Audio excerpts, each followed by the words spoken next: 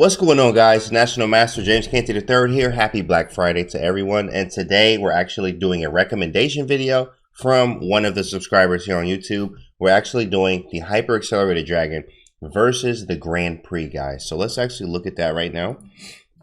Okay, so the Grand Prix is it's a tough one to face when you're playing the Hyper Accelerated Dragon. You do want to know what to do here. So after e4, c5, we have knight to c3. It's how they start. Sometimes it's even a closed Sicilian that you'll see sometimes with like g3 and other openings, d3 and like stuff like that. It's usually a closed kind of game, slow, methodical. So same move order, we're going to go g6 here, and they usually go f4, which is very aggressive. So they're going to follow it with knight f3, bishop c4 in some cases, and sometimes bishop to b5.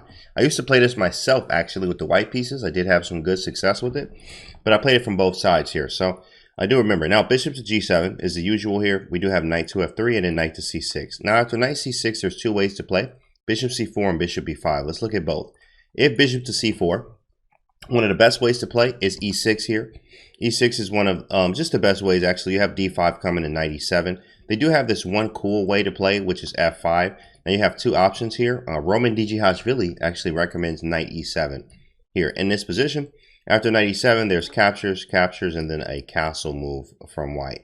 And after castle, we castle as well here. And actually, we're going to follow up with moves like e5, bishop to e6, which is actually kind of weird. But after d3, there's knight a5. So d3, knight a5, queen e1, takes, e5, queen h4, f6 actually. And this is a different kind of game here. I used to play this, but I just didn't like the positions I got as much because it was kind of slow, to be honest. Very slow. But you will follow up with bishop e6, knight c6, knight d4 in many cases. Now, I like the aggressive ways to play against this.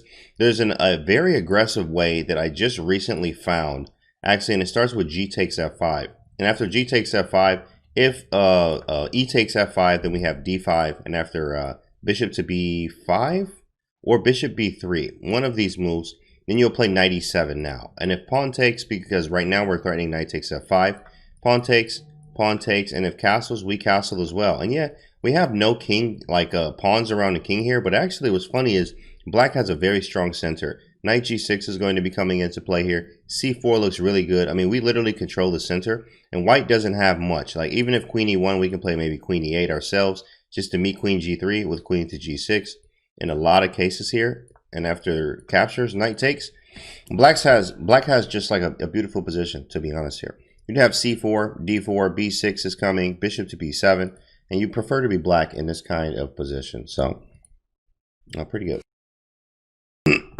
Okay. All right, excuse me. So, let's get back. And, okay, so bishop c4, though, you don't worry about too much. You can either take it or you can just play knight e7. But I like the take version now because that's just the newer way to play is with the take version. And g takes f5. It's like a newer one. Now, bishop b5 is the main move here. There's really nothing else that's played. If anything else is played, then they're not playing the Grand Prix correctly, to be honest. So, bishop b5 is the move here. This is a critical move. And after bishop to b5, instead of a6 or d6 or e6 or anything, you actually just go knight to d4. Put the knight in the center of the board, attacking the bishop and the knight here. There are many moves they can make. Let's start with captures, actually. Captures move is interesting. This is not one you actually be afraid of at all. After knight takes d4, pawn takes d4, knight moves to e2, and then we have a6. a6, bishop has to go somewhere. Usually they don't go bishop a4, but if they do, you just have b5, followed by bishop b7, and we're completely developed in a way. And we're just doing great with the black pieces here. No problems, no issues. So they usually go bishop to d3. After bishop d3, there's a nice move d5. We're going to centralize our pawn. Maybe the bishop comes out. e5 is a regular move here. Then we have this move f6, which is really strong, attacking the center. When you see a center or you see a pawn chain, attack the pawn chain. Very simple.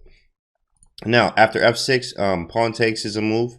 And then they have this move here, knight takes, right? So now after knight takes, I like this move that the engine and actually a few courses that I've looked at have this move as the option, knight h5 right now. Knight h5 is hitting the pawn.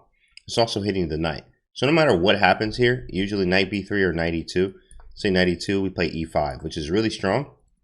After pawn takes, we don't even take our pawn back. We actually castle. So now white can't. Very strong. And now we're close to winning here as black. Bishop takes e5. We have the rook file here. He can't get anything out. This is not what we wanted with the white pieces. So really strong for us, actually. So you never really worry about this knight takes d4 really at all. What's surprising here, guys, is actually castles. You don't take this bishop on b5. A lot of times bishops are better than knights. I mean, I tell my students this all the time in our lessons. Bishops are slightly better than knights. in this position, knight takes b5 is not something we actually want to do. We do not want to take on b5 here. There is ways around it, but we just don't take on b5. You can play a6, which I like. You also have e6, which is an older version. I'll show you both. e6 was the older version that I used to play. And if takes, then knight e2. Then we actually play a6 anyway. Bishop will back up. You can play b5. Bishop b3, knight e7. Knight e7, d3, castles. This is the old way of playing that I've seen a long time ago. I would play this with white and black. So this is the older way of playing. The newer way of playing actually starts with a6 instead.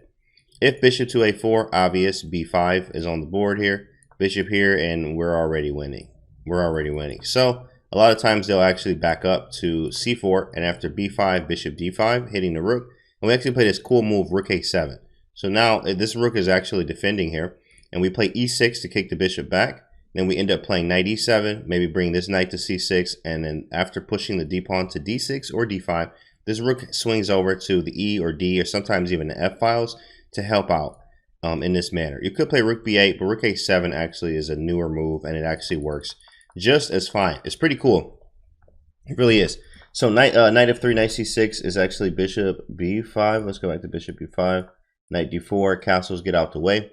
A6 is the newer one here. I think bishop d3 is what they play a lot now. Bishop d3 is like the main move. And after bishop d3, we have d6. Very nice move, getting the bishop out.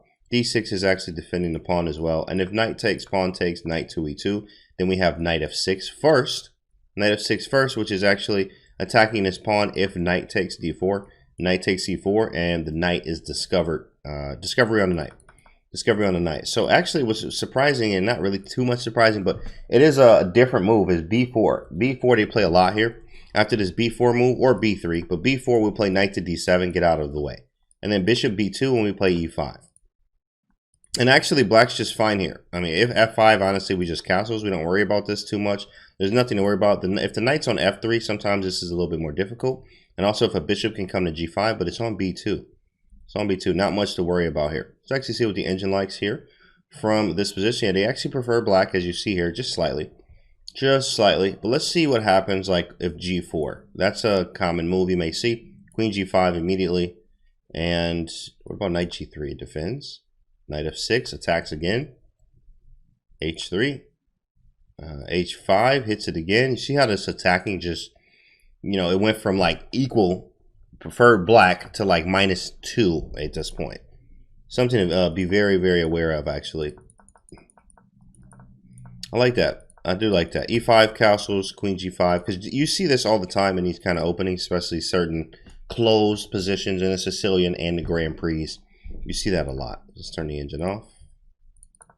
Yeah, and that's about it, guys. There's not a lot to the Grand Prix, but there is. If you don't know what you're doing, you will be in trouble. That's just point blank period. You got to know what you're doing against the Grand Prix, or you're going to get crushed. There are many games that I have been crushed not knowing what to do in the Grand Prix. So if that is you guys, if that is you, this video is for you today. Hyper Accelerated Dragon, learning how to play against the Grand Prix. There's a few lines. Of course, watch this video over and over and over and over. I'm going to put this in the playlist for the Hyper Accelerated Dragon so you guys understand how to play against the Grand Prix, guys. I hope this video helped you. So, yeah, that's really it today, guys. Let's actually, again, move order from the beginning.